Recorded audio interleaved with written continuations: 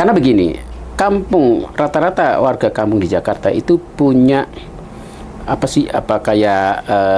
memori masa lalu.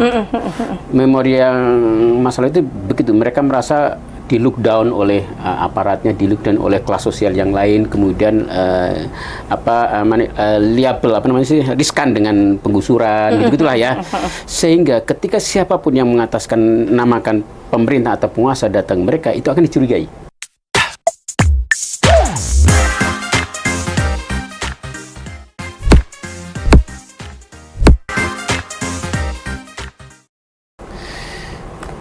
Halo, Assalamualaikum warahmatullahi wabarakatuh. Kembali lagi bersama saya Dira Elmir di Podcast Pejuang.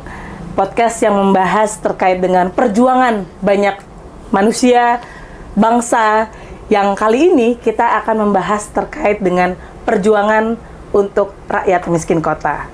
Nah, kali ini kita akan bertemu dengan salah satu pejuang yang selalu menyuarakan terkait dengan pentingnya memanusiakan warga Jakarta.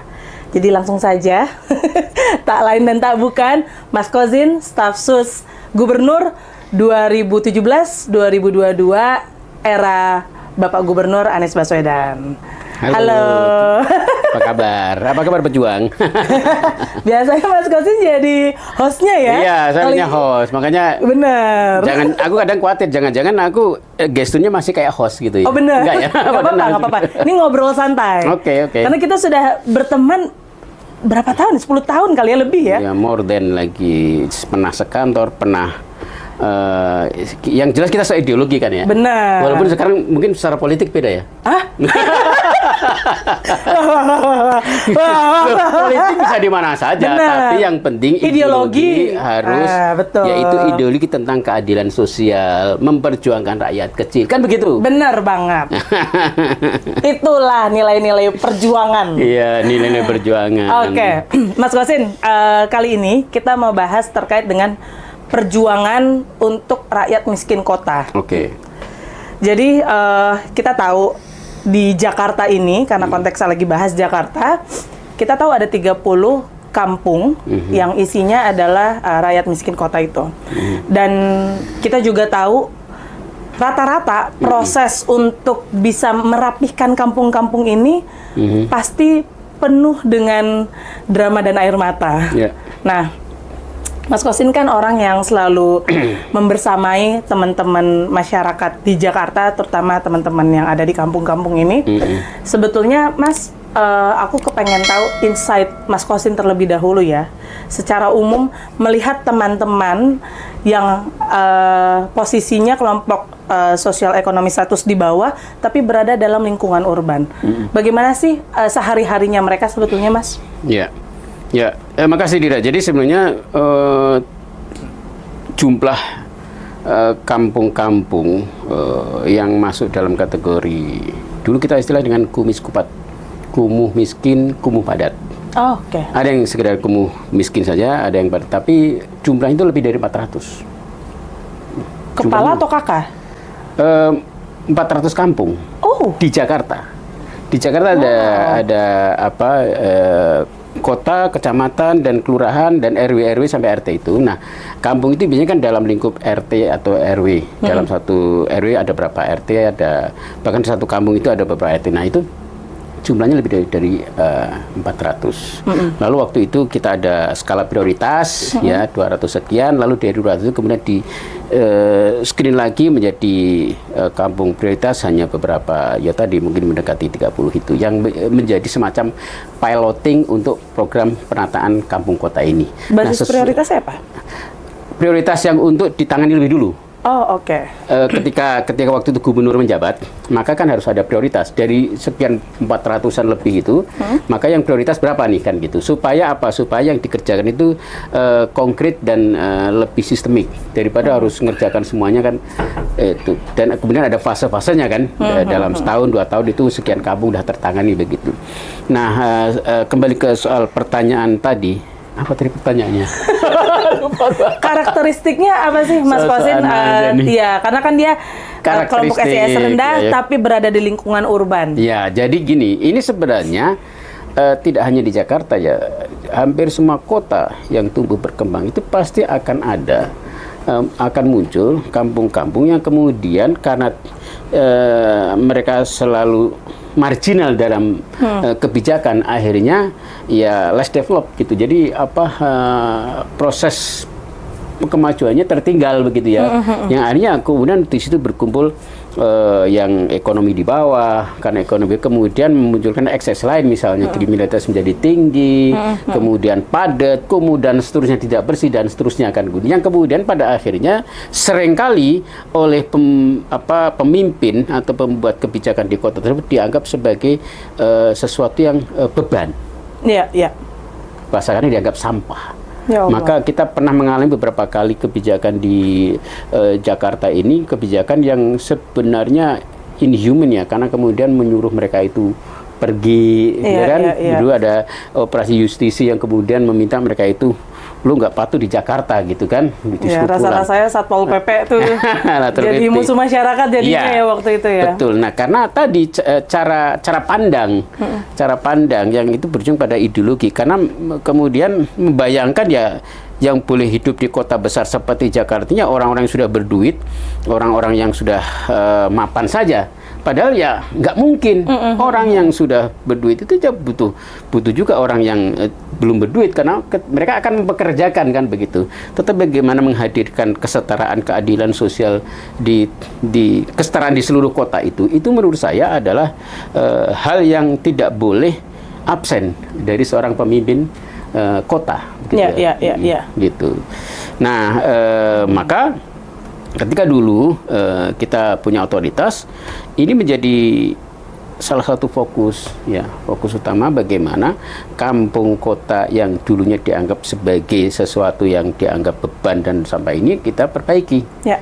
Kita perbaiki, kita tata, kita kembangkan. Jadi bukan dihilangkan, tetapi ya yang dihilangkan kumuhnya. Betul. Kampungnya tidak dihilangkan, masyarakatnya justru dimanusiakan, ditata lebih rapi, diajak ngobrol, diajak diskusi. Dan tahu nggak kenapa namanya kampung? Kenapa? Kalau cari terjemahan bahasa Inggris nggak ada translationnya ke Inggris. Village, desa. Beda, makanya kampung sudah diabsorb ke dalam kosakata bahasa Inggris, kampung. Ditulis dengan kampung kan? Iya. Kenapa? Karena beda. It's not just a village, it's not just a place kayak apartemen atau gambaran orang, tapi di dalam tradisi dan sosiologi kita itu, kampung itu ada kultur sendiri yang terbangun di situ. Kampung itu ada bonding sosial yang sangat kuat, ada kebiasaan-kebiasaan lokal yang kemudian terbangun oleh kesepakatan bersama yang kemudian menjadi budaya di kampung itu kan begitu. Jadi ikatannya begitu kuat. Jadi kalau orang nyari kutu itu ada di kampung, itu real. Benar. That's real. Waktu kami membuat kebijakan dan membuatkan rumah yang kemudian namanya rumah, dulu namanya rusun. Iya. Di era kami dulu, Mas Anies, disebutnya dengan kampung susun. Karena kita ingin menyebutnya sebagai kampung tetapi bersusun. Dan kita sediakan ruang untuk cari kutu. Seriously? Dikasih tangga-tangga nggak? Soalnya biasanya nyari kutu kayak gitu tuh. Oh iya, tangga gitu ya. Oke. Sama sisirnya tuh. Iya. Bahkan kita sisir yang kecil-kecil itu ya. Sisir kutu. Iya. Tapi benar-benar kita buatkan, dalam arti begini, kita sediakan. Kan begini, kalau orang mendesain sebuah bangunan bertingkat, ya pasti banyak kayak apartemen gitu kan, lalu tersekat-sekat, nggak ada space, gitu kan. Tapi ketika kita misalnya bikin kampung susun kayak rusun di misalnya Duri dan tempat-tempat lain, itu kita sediakan ruang untuk semacam public space gitu. Jadi tidak langsung kamar gitu, tapi jangan space yang di situ adalah ruang untuk komunal. Ya maksudnya not literally bisa cari kutu, tapi bisa lakukan yang lain juga, orang ngumpul nongkrong sambil berbagi kutu. Ya, sambil berbagi kutu, kongko. Itu seru loh. Iya. Dan kita kan gini, kalau di kampung itu ada orang yang suka jualan kelontong, jualan itu loh. Iya. Makanan kecil. Ya, makanan kecil, jualan Pepsodent apa. Iya. Kita sediakan ruang-ruang itu sehingga walaupun tempatnya itu berlantai-lantai dari atas ke bawah, misal berapa stairs berapa tangga gitu ya berapa, itu suasana kampungnya terjaga. Itu yang membedakan dengan rusun gitu. Benar-benar. Jadi jangan-jangan sekarang peribahasanya bukan it takes a village to raise a child, tapi it takes a kampung. Iya, a kampung to raise a child. Oke. Betul. Oke. Mas Kosin, ini aku ada sesuatu yang aku sampai detik ini masih amazed sih. Karena waktu masa-masa 2017 sampai dengan 2022 itu, Pak Anies dan tentu saja aku melihat dipimpin oleh Mas Kosin. Wah, itu mah kelihatan berlebihan. Di kamera paling depan soalnya. Sering bikin IG live juga. Iya. Dan orang Mas kalau live jangan deket-deket, live katanya. Kaget lihat bajunya gedean. Ya. Nah, itu kan menurut aku yang amazed adalah menata kampung tuh satu hal. Tapi menata kampung dengan kedamaian, menurutku itu yang luar biasa. Karena kan setiap orang ruang geraknya berubah, daily activity-nya bisa jadi harus ada penyesuaian. Nah, tapi kok bisa dilaksanakan dengan cara damai? Sampai detik ini aku belum tahu gimana caranya. Nah, itu pertanyaan bagus ya, karena itu memang kerja-kerja belakang layar. Akhirnya depan layar nih. Ya, dia depan layar saya ceritakan. Kenapa waktu itu kerja itu kita tidak tampilkan di depan layar? Supaya orang nyaman. Bahwa ada kerja-kerja belakang layar yang kita kerjakan untuk approach ya dengan warga, supaya kemudian sepakat dengan track yang akan kita tempuh, track perubahan atau track penataan kampung yang akan kita tempuh. Karena begini, rata-rata warga kampung di Jakarta itu punya memori masa lalu. Memori yang masa lalu itu begitu, mereka merasa di look down oleh aparatnya, di look down oleh kelas sosial yang lain, kemudian riskan dengan penggusuran, gitulah ya. Sehingga ketika siapapun yang namakan pemerintah atau penguasa datang mereka, itu akan dicurigai. Masuk akal. Akan dicurigai karena traumatis ya. Lu datang ke sini pemain tanah, broker pemerintah, kontraktor, atau apa nih? Atau preman. Jadi selalu ada kecurigaan begitu. Dan saya berkali-kali mendapati itu. Nah, apa yang waktu itu kami lakukan? Ya, terutama saya waktu itu. Jadi kita membangun trust dulu. Trust, datang mereka bukan sebagai aparatus pemerintah, datang sebagai sahabat yang punya seorang teman yang punya sahabat di situ, lalu kemudian ketemu dengan key person di situ, ngobrol. It takes time. Misalnya di kampung Bayam, itu saya setahun sebelumnya udah turun ke situ, nongkrong, ngobrol dengan warga, sehingga bahkan saya mengenalkan diri saya itu tidak sekedar mengenalkan diri dengan nama kemudian jawab, enggak, kenalkan diri sepenuhnya. Asal dari mana, aktivitas di mana, tinggal di mana, supaya mereka tahu. Biar tak ada dusta di antara kita gitu ya. Tiada dusta di antara kita, sehingga kemudian muncul trust. Itu penting sekali ya. Ketika trust itu muncul ya, maka kita bisa ngobrol dengan enak tentang rencana-rencana. Dan jangan didikte rencana itu. Tanya, pinginnya apa. Sehingga kemudian sebenarnya nanti ada tim, misalnya tim konsultan, vendor, tim apa masuk itu sudah dalam situasi mereka sudah dialog dulu dengan saya. Betul. Sehingga ketika kemudian ada penataan pembangunan atau proyek di situ, itu saya menjadi garansi. Saya jadi garansi buat mereka. Jadi misalnya ada orang baru datang belum kenal, Mas ini katanya mau begini, bener nggak Mas? Gitu kan? Dia akan cross check ke saya. Oh itu bener, mereka terima. Begitu saya bilang itu bukan orang kita, oh mereka akan usir. Dan itu kejadian bener. Kejadian diusir benar oleh mereka gitu. Karena tadi trust yang begitu tinggi. Dan bagaimana kemudian membangun trust itu?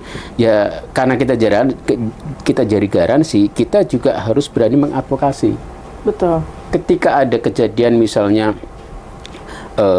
orang yang menjadi broker pemerintah atau mengatasi kemudian melakukan penyerobotan, kita belain sampai tuntas. Pernah kejadian waktu itu ada yang rumahnya itu di bulldozer, Ini sama-sama non pemerintah nih, satunya mengklaim punya hak di situ, beradu sertifikat.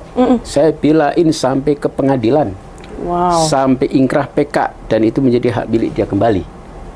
Walaupun secara politik dia bukan menjadi affiliated dari politik saya, tetapi tetap saya belain. Kenapa? Ya soal kemanusiaannya.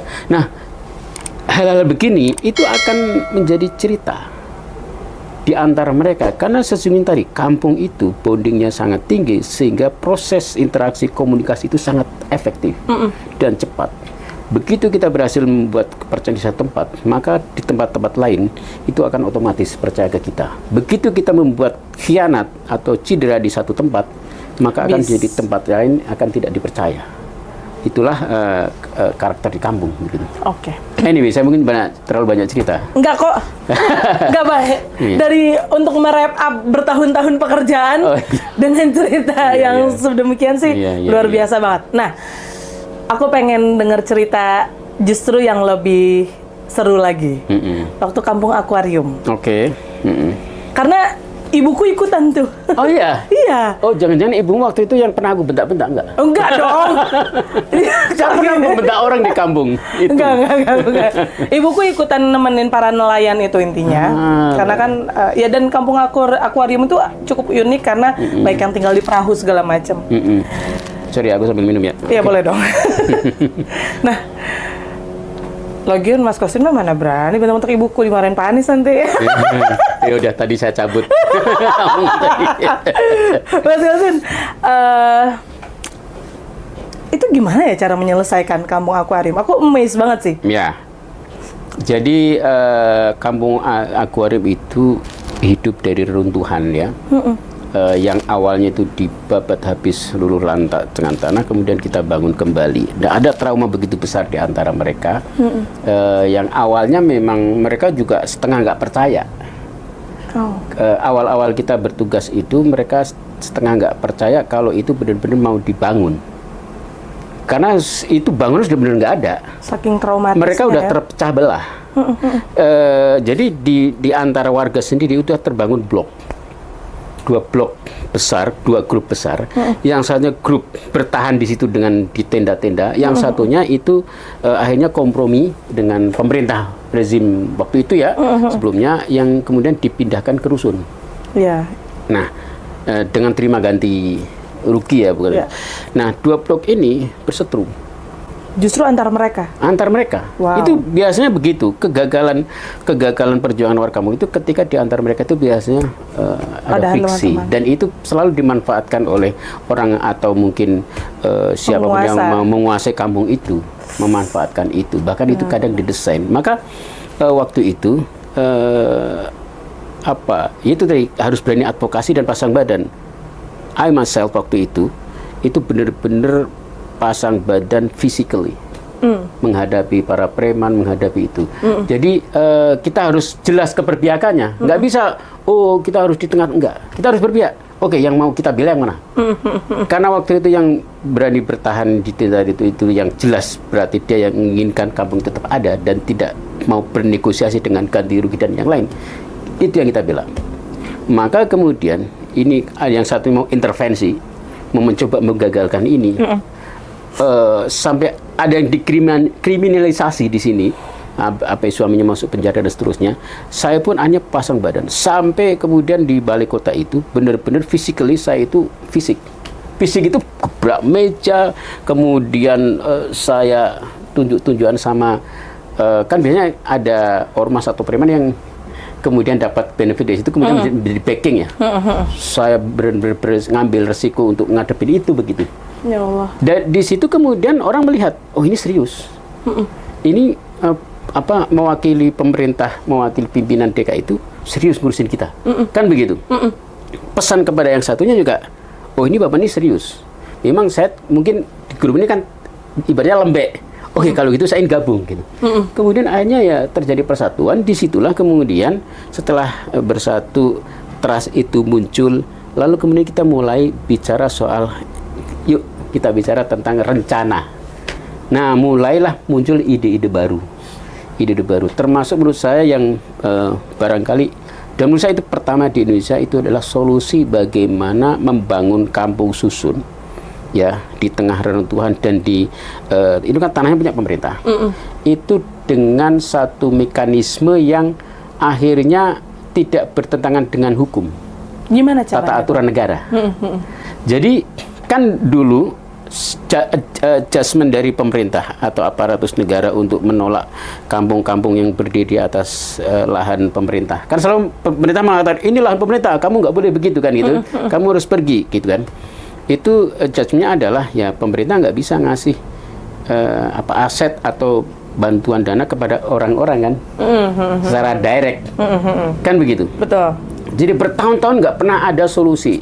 Jadi selalu diambangkan orang-orang menempati tempat yang ilegal. Benar. Waktu itu pertanyaannya adalah, kan di Senayan, di beberapa tempat berdiri mal-mal mewah. Memang Senayan itu tanahnya para pengusaha itu kan nggak? Bukan, tanah negara. Itu tanah negara dulu Soekarno ya kan. Ada Senayan City, ada apa itu yang FX. Itu semua tanah negara. Pertanyaan, kenapa pengusaha-pengusaha itu bisa membangun apartemen mall di situ? Ya, apakah mereka menguasai itu? Apa punya hak? Enggak. Kan mereka hak pakai, hak guna. Betul. Lalu kemudian pemerintah memberikan kontrak kan berapa tahun, berapa puluh tahun kan gitu. Nah, ini kan berarti dengan corporate, dengan perusahaan, iya kan? Ada entitas badan hukumnya, gitu kan? Betul. Tapi kan di belakang di belakang badan hukum kan ada orang pemilik, owner, orang juga ujungnya pengusaha. Betul. Nah, logika yang sama, kalau ini pemerintah bisa ngasih pinjem tanahnya kepada pengusaha melalui institusi badan hukum PT perusahaan dengan kontrak sekian puluh tahun dan dia bahkan mengambil keuntungan dari situ, kenapa dengan rakyat nggak bisa? Kan ini tinggal soal aturan aja. Benar. Maka muncullah ide koperasi. Koperasi.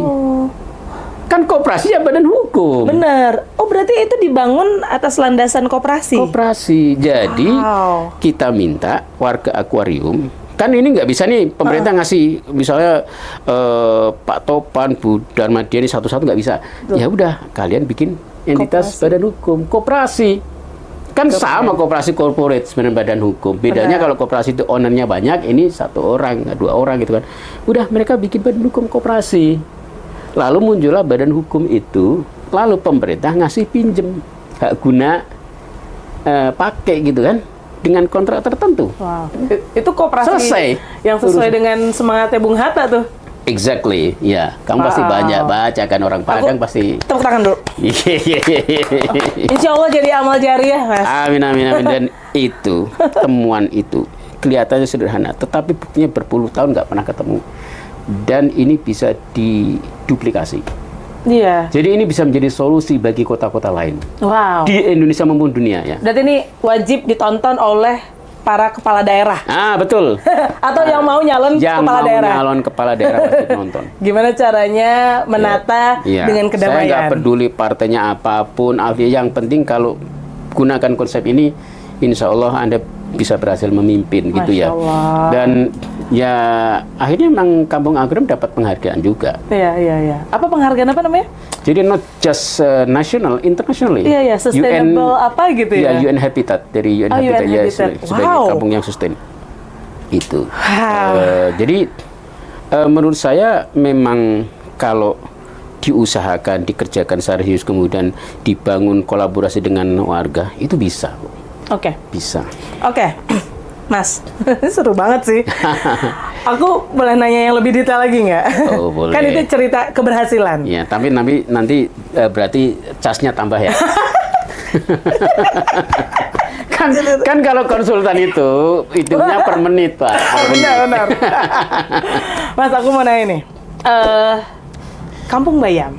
Kampung Bayam. Aku pernah nangis di situ anyway. Aku pernah lihat IG live-nya Mas Kozin di sana beberapa kali malah. Dan itu di belakangnya suara orang teriak-teriak segala macam. Aku agak stres ngeliatnya juga. Kampung Bayam ini kan penataan kampung pasca didirikannya JIS. Dan itu dulu ada Taman BMW ya. Di Priok.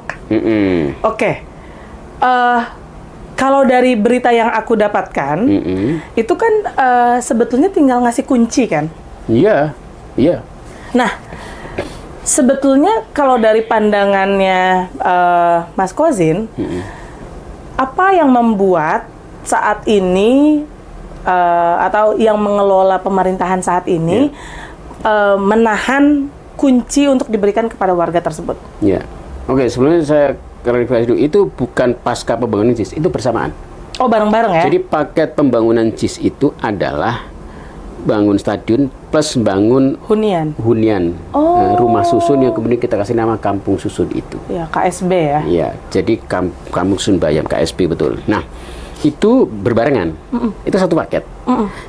Sehingga harapannya itu JIS berdiri, ini kampung juga berdiri, lalu berdiri berdampingan dan bahkan bisa jadi warga di sini bisa diserap menjadi pekerja di situ. Ya. Nah, kenapa kita buat konsep itu? Karena memang sebelum kita bangun JIS itu di situ dulu memang ada warga tinggal di situ. Benar. Itu BMB itu kampung dulu kan BMB dan kampungnya disebut Kampung Bayam. Kenapa Kampung Bayam? Karena warga di situ sebagian bertani. Dan pertaniannya bayam. Nah, nggak banyak ya orang Jakarta tahu kita punya lahan pertanian. Iya, betul. Ya. Dan desain rumah susun yang kita bangun itu memang desainnya di situ ada lahan pertaniannya. Bahkan warga udah di training bertani, marketing pertanian. Ya, itu keren banget sih. Gitu. Jadi ya termasuk desain tadi orang untuk nyari kutu ada. Nah. Singkat cerita, memang kemudian ketika JIS itu jadi dan menggelegar, ini belum bisa masuk nih, ya kan? Kan selama proses pembangunan JIS yang hampir 2 tahun itu, mereka tinggal di shelter. Kenapa mereka mau tinggal di shelter? Karena dijanjikan nanti masuk ke sini.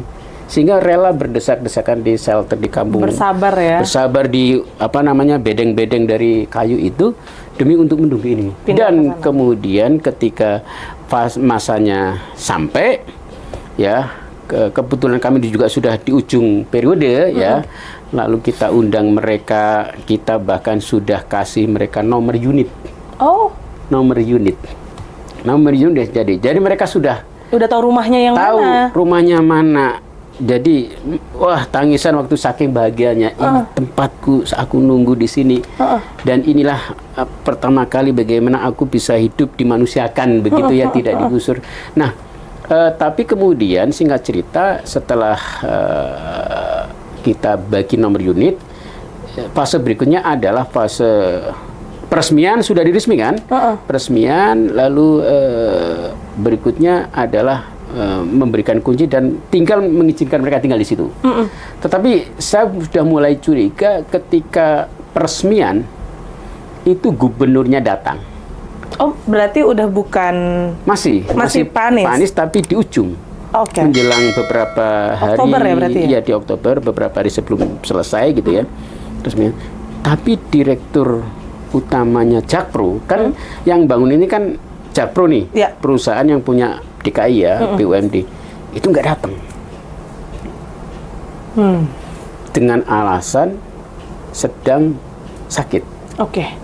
Saya nggak tahu apakah benar sedang atau tidak. Tetapi kita coba hubungi, kita coba ini, ya ini alasannya nggak sakit. Ya alasannya memang nggak datang aja gitu. Tapi kan, loh ini gubernurnya datang, lo direkturnya masa nggak datang gitu kan pertanyaan banget tuh waktu di benak saya, ada apa nih? Wah, ini udah naga-naganya udah kayaknya dikasih. Nah, mungkin kan biasa kalau orang mau periode ada mau pimpinan baru, bisa jadi mungkin ini cara untuk cari simpatik yang baru dong gitu kali. Bayangan saya, oh ya udahlah mungkin ini politisi yang ngomong yang deg-degan kali gitu ya. Intinya nggak datang dan kemudian benar setelah itu ganti gubernur, ganti periode dengan PJ. Ternyata kan ada tanggal yang disepakati untuk misalnya tadi pemberian kunci bertahap dan sebagainya itu, tanggal-tanggal itu ditunda lagi sampai tahun berikutnya, tunda lagi. Padahal sudah peresmian. Wah, bisa gitu. Jadi ya? mereka masuknya itu, tanggal mereka masuknya itu awalnya alasannya soal negosiasi harga. Iya, padahal kan mereka bersedia bayar juga ya. Mereka bersedia bayar. Oke. Tentu dengan harga yang rasional. Iya. Tapi yang dilakukan oleh Jakpro adalah memberikan harga yang tidak masuk akal. Yang sebenarnya mereka masih nego, ya ayo nego gitu kan. Kalau bayar berapa gitu kan, yang masuk akal lah, jangan yang tidak masuk akal. Ini kemudian dihargai dengan harga kayak orang di apartemen kan, ya nggak masuk akal juga. Nah, kemudian seakan histori janji mereka. awalnya pembayarannya campuran ada subsidi dari pemerintah Ya juga kan? tentu begini ya. Sebenarnya kan kalau yang mengacu pada konsep yang di akuarium, itu kan sebenarnya itu nanti dikelola oleh koperasi. Tinggal koperasi karena ini tanah negara ada sistem sewa menyewanya berapa udah koperasi begitu kan. Tetapi kan agak beda memang kalau yang Kampung Bayam ini manajemen dan pembangunannya dilakukan oleh Jakpro gitu ya, oleh PT. Jakpro PT, walaupun dia PT-nya pemerintah, BUMD. tapi mungkin manajemennya beda. Nah, mungkin beda manajemennya, beda cara pengelolaan di bawahnya begitu ya, sehingga barangkali harus berorientasi profit dan seterusnya. Tetapi yang jelas sampai kemudian berlarut-larut sampai tahun kedua, tahun berikutnya itu mereka nggak bisa masuk, sehingga akhirnya ada fase di mana warga memaksakan untuk masuk di situ, tinggal di situ tanpa air, tanpa listrik. Selama ini kemudian ya terjadi beberapa insiden yang akhirnya saya sempat meneteskan air mata itulah. Tapi itu bukan air mata buaya ya, air mata betulan itu. Ada darah yang bercucur juga kan? Nah, iya ada bercucur juga begitu. Nah, itu ya menyedihkan sih. Tetapi menurut saya kuncinya justru di pimpinan tertinggi. Pimpinan tertinggi gubernur, betul, atau PJ gubernur. Maka ideologi pemimpin tertinggi itu penting. Ideologi seorang gubernur itu penting. Kenapa? Karena birokrasi itu hanya ngikutin. betul. Jadi ketika kami di DKI, maka birokrasi ikut kami. Maka dia mengerjakan apa-apa yang menjadi arahan. Kan begitu. Benar. Termasuk keseriusan untuk membangun kampung-kampung ini. Begitu ganti, barangkali juga arahnya berbeda, maka tiba-tiba orang yang sama duduk dalam posisi yang sama di birokrasi, tiba-tiba berubah. Ya karena dia nggak berani melawan atasan. Benar. Jadi waktu Kampung Bayam saya telepon kepala dinas yang sebenarnya saya kenal baik dan posisinya masih sama, itu nggak berani reply, nggak berani jawab. Gitu. Nah, artinya apa? Ideologi pimpinan itu menentukan lo mau berpihak kemana, lo mau berpihak ke kaum miskin kota atau tidak, lo mau, itu penting. Karena ini menjadi mesin itu kemudian bekerja untuk soal, jadi menurut saya memang kita perlu pemimpin yang punya ideologi yang clear. Apa itu? Ideologi tentang keadilan sosial.